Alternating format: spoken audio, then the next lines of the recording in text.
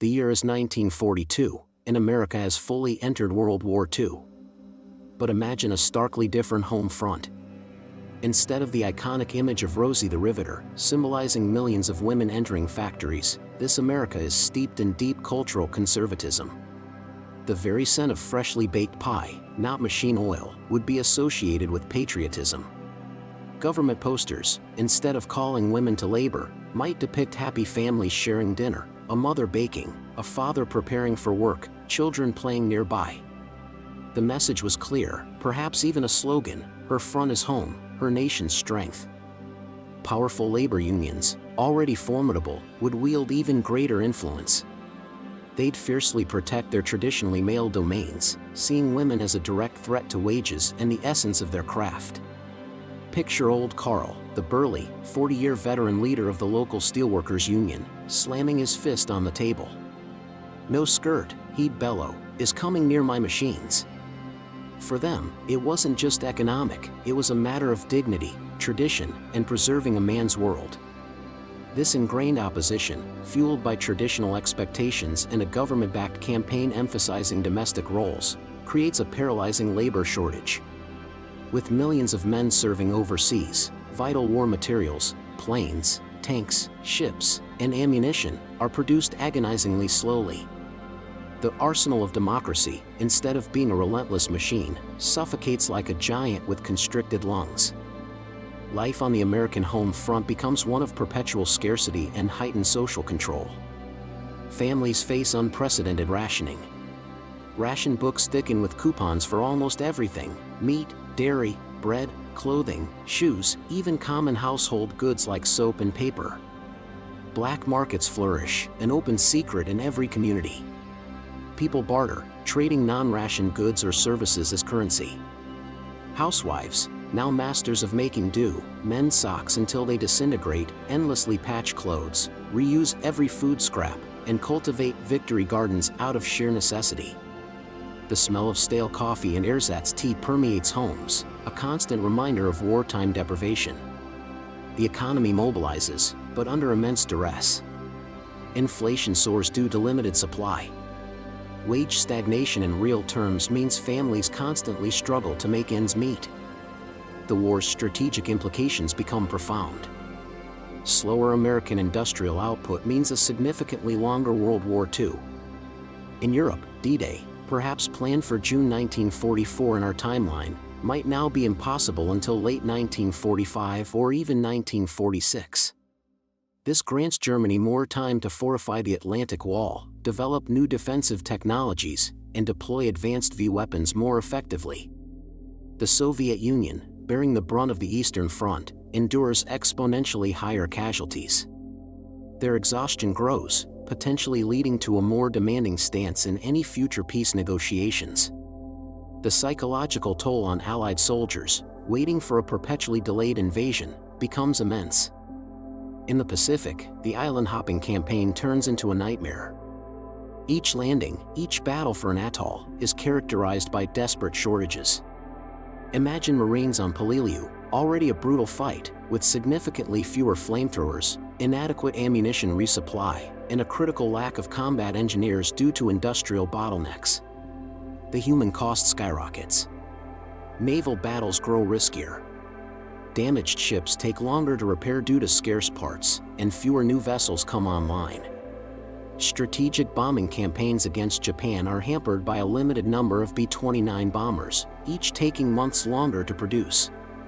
The overall death toll of the war, already over 70 million in our history, could easily climb to 100 million or more, extending the conflict for years and turning vast swathes of Europe and Asia into deeper ruins. Allied leaders like Churchill and Stalin constantly communicate with Roosevelt. Their demands for American supplies grow more insistent, their frustration palpable, potentially fracturing the Grand Alliance. Britain, actively utilizing female labor in its war industries, expresses bafflement and disappointment at America's refusal to follow suit, highlighting a stark contrast in mobilization. Culturally, American society clings to rigid gender roles. Conservative newspapers demonize the idea of women at machines, portraying it as a threat to family values. The image of a woman in overalls, a symbol of strength in our reality, becomes an object of scorn. Grandmothers in small towns shake their heads, seeing such photographs, lamenting, what will become of our girls if they forget about home? A few brave women, driven by patriotism or necessity, might seek factory work. They face a stone wall of scorn and ridicule. Their ambitions shatter against indifference, their names never become symbols. This powerful resistance means the women's liberation movement of the 1960s and 70s might be significantly delayed, perhaps by decades, or takes a completely different, potentially more radical, form. Without the wartime experience as a foundational catalyst for changing perceptions of women's capabilities outside the home, society remains far more conservative. The workforce stays predominantly male for much longer, and the concept of a working mother remains alien. Childcare infrastructure, limited even in our timeline's wartime, is virtually non-existent, cementing traditional family structures for decades. The absence of Rosie casts long, unseen shadows. If women don't gain work experience and financial independence during the war, their sense of self-worth and ambition is profoundly impacted. This leads to feelings of greater dependence and less fulfillment in the post-war era. This generation of American women, though patriotic, might feel a deep, unspoken dissatisfaction, a quiet storm beneath the surface, potentially erupting decades later. This reinforces male dominance across all spheres: politics, art, and science. Women are pushed towards earlier marriages or traditional female professions, perhaps with an increased emphasis on domestic economy skills like sewing and canning. Demographically, if women largely remain in the home, the post-war baby boom could be even larger, but with mothers experiencing significantly less economic freedom. This, in turn, might create a generation of women who, later in life, recognize this profound lack of choice, leading to a simmering discontent that explodes in a very different form and at a different time than the 1960s movement. This desperate labor shortage forces America into an unforeseen technological revolution. Government and industry pour immense resources into automation and robotics as compensation for missing human hands. This isn't just an evolution, it's a leap forward, decades ahead of our timeline. Think of early industrial robots, simple but effective manipulators for repetitive tasks like welding or assembly in aircraft or tank factories. They're primitive compared to modern robots, but for the 1940s, they represent a breakthrough.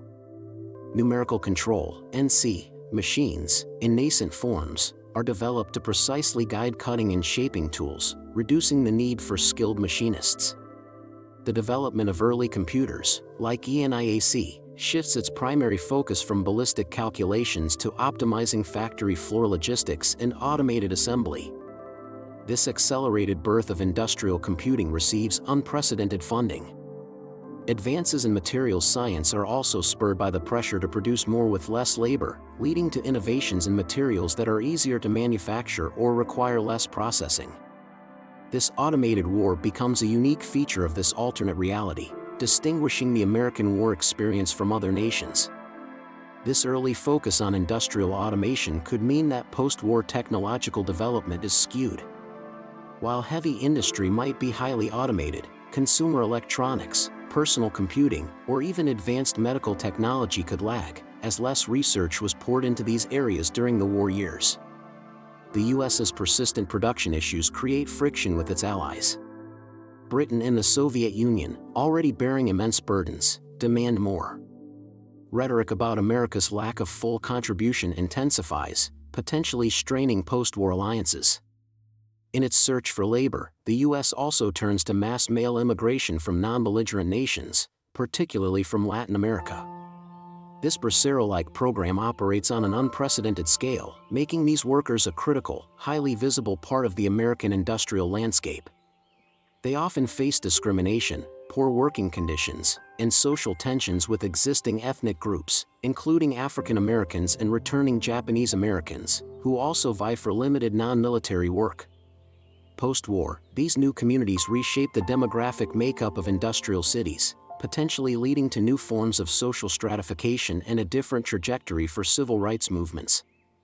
Life on the American home front wouldn't just be about rationing, it would be a meticulously managed social landscape, curated by powerful forces. Popular media, particularly radio dramas and newsreels, would become instruments of this social engineering. Instead of war recruitment messages for women, serials like The Happy Homemaker would follow the daily triumphs of a fictional wife navigating rationing with ingenuity and a cheerful spirit, her greatest contribution to the war being a perfectly baked apple pie for her returning husband. Hollywood films, while depicting brave male soldiers, would carefully avoid any plotlines showing women in non-traditional roles. Actresses, often seen posing with knitting needles or in kitchens for publicity shots, would become spokeswomen for the domestic ideal. "A woman's touch is what keeps our nation strong," a radio announcer might declare, his voice resonating with authority, framing domesticity as the ultimate patriotic act. Community pressure would become a potent, pervasive force. Neighbors would subtly, or overtly, police each other. A woman seen venturing too often to the local employment office for non-traditional work might be subjected to gossip, cold shoulders, or even anonymous letters questioning her patriotism or morality. Local organizations, especially churches and women's clubs, would be key enforcers of these norms. They would host events focusing on domestic skills, urging women to master canning, sewing, and home economics, framing these activities as their primary wartime contribution. This created a suffocating social environment where straying from the prescribed path brought swift and often devastating social consequences. Education would play a crucial role in reinforcing these gender roles. School curricula for girls would emphasize home economics, child-rearing, and secretarial skills, preparing them almost exclusively for marriage, motherhood, or supportive administrative roles. Career counseling would be non-existent for girls aspiring to fields like engineering or science. Textbooks would showcase historical female figures primarily as wives and mothers, downplaying any professional accomplishments. This subtle but powerful indoctrination would shape the aspirations of an entire generation, leading them to internalize the societal expectations placed upon them. Behind the closed doors of Washington, D.C., the Roosevelt administration would be torn. While top military strategists like General George Marshall presented dire reports on dwindling production and the immense human cost of shortages, figures representing powerful industrial and labor lobbies, along with conservative political factions, would resist any notion of integrating women into heavy industry. Legislative attempts to mandate or even encourage female industrial labor would be quietly but firmly squashed in Congress. Bills proposing federal training programs for women in manufacturing skills would die in committee, deemed unnecessary or socially disruptive. President Roosevelt, a master of political maneuvering, would find himself between a rock and a hard place. His public image would be carefully crafted to project an image of traditional American values, even as he privately wrestled with the grim realities of the war effort. Eleanor Roosevelt, a known progressive, would find her usual avenues for advocacy constrained. While in our timeline she championed women's roles in the workforce, here her efforts might be redirected towards promoting domestic efficiency, urging women to conserve resources, or focusing on non-controversial social welfare issues that didn't challenge core gender norms. This social conservatism would cast a long shadow on post-war legislation. The GI Bill, immensely transformative in our timeline, might be even more exclusively male-focused. While male veterans would receive generous benefits for education, housing, and business loans, women, having not served in industrial roles or overseas, would be largely excluded from similar opportunities. This would exacerbate existing inequalities, cementing male dominance in higher education and professional fields for decades. The war's intensified impact due to industrial shortages would be horrific. Imagine the logistical nightmare of fighting in the vast Pacific with a third fewer transport ships than necessary, each one slower to build or repair. Ground forces might receive only a fraction of their promised artillery shells, forcing commanders to adopt far more conservative and attrition-heavy tactics. Air superiority, crucial in many theaters, would be constantly challenged due to a slower rate of new aircraft production. Instead of replacing losses quickly, units would be perpetually under strength. For instance, in the Battle of the Bulge, a critical shortage of fuel and replacement tanks might mean the Allied counteroffensive stalls, prolonging the battle and increasing casualties exponentially. This scarcity would profoundly affect military doctrine, shifting from aggressive offensives to grinding, defensive engagements that conserved precious material. Allied friction would become a defining feature of the Grand Alliance. Winston Churchill's famously impassioned speeches might contain veiled criticisms of America's industrial capacity. Diplomatic cables between London and Washington would be filled with increasingly desperate requests for supplies, bordering on accusations. Stalin, already paranoid, would interpret American production shortfalls as a sign of weakness or, worse, deliberate foot-dragging.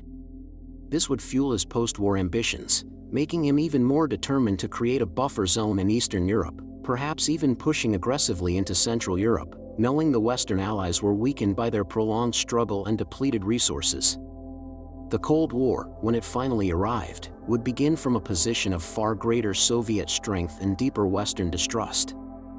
The Manhattan Project itself could face labor shortages, particularly for skilled technicians and construction workers. While highly prioritized, even a secret project like that would not be immune to the widespread labor crisis. This could potentially delay the development of the atomic bomb. A longer war might even influence its eventual use. If the war ends conventionally before the bomb is fully ready, or if the protracted human cost makes the use of such a devastating weapon even more morally fraught, its deployment might be delayed or even entirely reevaluated. Economically, the absence of consumer goods would mean rationing would likely last much longer into the post-war period. The luxury of readily available products, a hallmark of American life in our timeline, would be a distant memory. This chronic scarcity would impact morale and social mobility.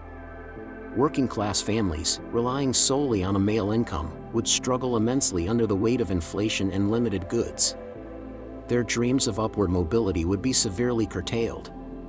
Meanwhile, wealthier families, with more resources to navigate the black market or access scarce imported goods, would experience a relatively milder form of hardship, exacerbating class divisions. The post-war economic recovery would be dramatically different. The booming service sector, which largely employed women in our timeline, would be slower to develop. New consumer industries would struggle to find a market among households with single, strained incomes. The entrepreneurial spirit, so vital to American innovation, might be dampened by limited resources and the lingering shadow of wartime shortages. Female entrepreneurship, a growing force in our reality, would be almost non-existent. The black market would evolve beyond simple bartering. It would become a sophisticated, pervasive shadow economy, providing a lifeline for millions. It would be run by organized criminal elements, but also by desperate individuals, the exhausted housewife trading ration coupons for fresh meat, the returning veteran selling scarce auto parts, or even the small-town shopkeeper secretly hoarding goods. It would also be a dangerous world, rife with exploitation and violence, where forbidden female labor could find some compensation, but at great personal risk and with no legal protection. The technological leap, driven by desperation, would transform American industry. The government would establish new, powerful R&D agencies, perhaps precursors to DARPA, focused solely on automation. They would pour billions into universities and private companies to develop these new machines. Early prototypes would be bulky, unreliable, and temperamental, often breaking down or requiring constant human oversight. However, the sheer necessity would drive rapid iterative improvements.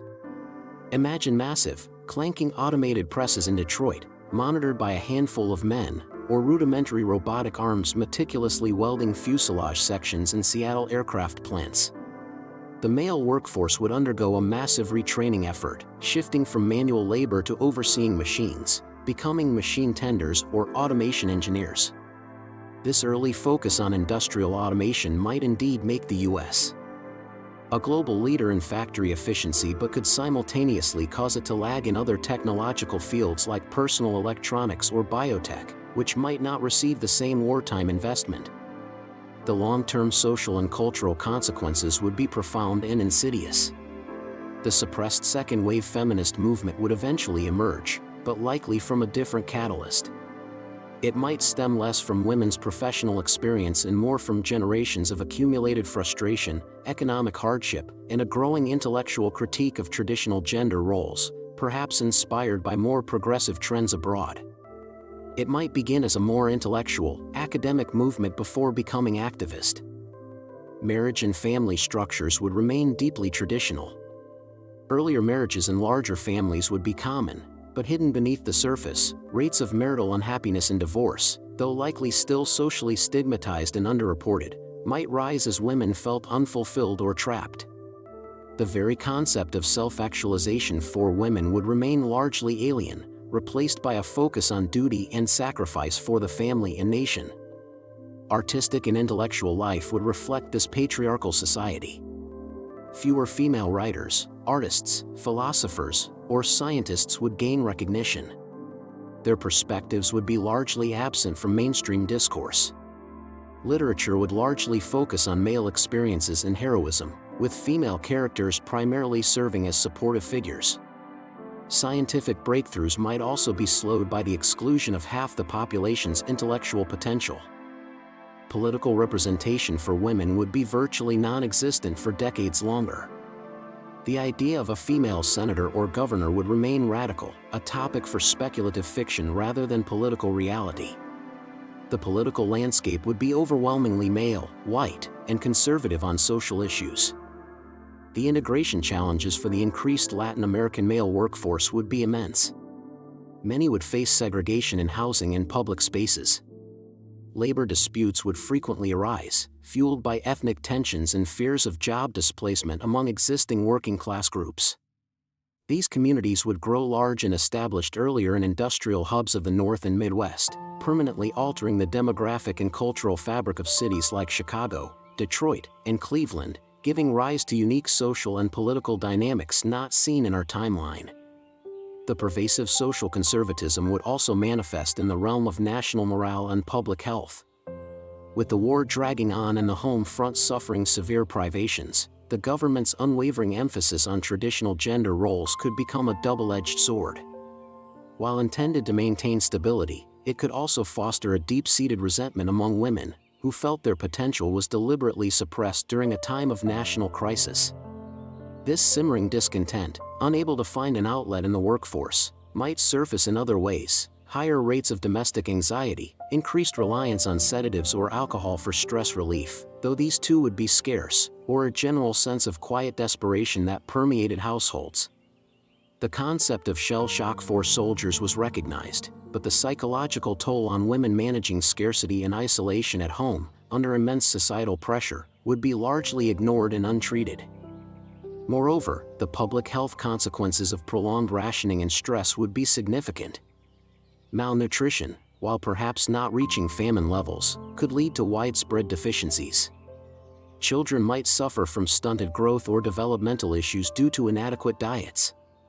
The medical system, already strained by the needs of the military and a lack of modern equipment due to industrial priorities, would be ill-equipped to handle a population struggling with chronic ailments stemming from poor nutrition and mental distress. Essential medicines would be scarce, leading to preventable deaths and prolonged suffering. The notion of a robust, healthy civilian population supporting the war effort would be a constant struggle against the tide of reality. The global perception of the United States would also shift. While the arsenal of democracy moniker would still be used, the world would witness a peculiar paradox: a nation of immense potential, yet seemingly unwilling to fully mobilize its own female population. This societal rigidity could become a point of quiet criticism among its allies and a propaganda target for its enemies. Fascist regimes, ironically, might even point to America's domestic policies as a sign of its own backwardness or internal contradictions, claiming that even a democracy could not escape traditional hierarchies. This would complicate America's post-war moral authority on human rights and democratic values. The longer, more costly war would also influence post-war geopolitical alignments. A U.S. emerging from a more brutal conflict, depleted and socially rigid, might be less inclined to engage in extensive nation-building efforts globally. Its focus might turn inward, seeking to rebuild its own strained society and economy. This could create a power vacuum in Europe and Asia, allowing the Soviet Union to expand its influence even further, unchallenged by a robust, outward-looking America. The Cold War might be even colder, characterized by a more aggressive Soviet posture and a more insular, less confident United States. The Iron Curtain might descend even deeper into Central Europe. The final victory, when it finally arrived, would feel less like a triumph and more like an exhausted relief.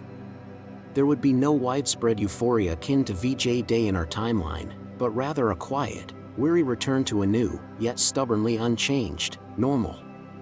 The seeds of long-term social upheaval would be sown, not in the factory floors of wartime, but in the quiet discontent of millions of women who carried the unacknowledged burden of the home front. This alternative history paints a somber picture of a nation that won the war, but at a far greater cost, both in lives and in the stifling of its own societal evolution.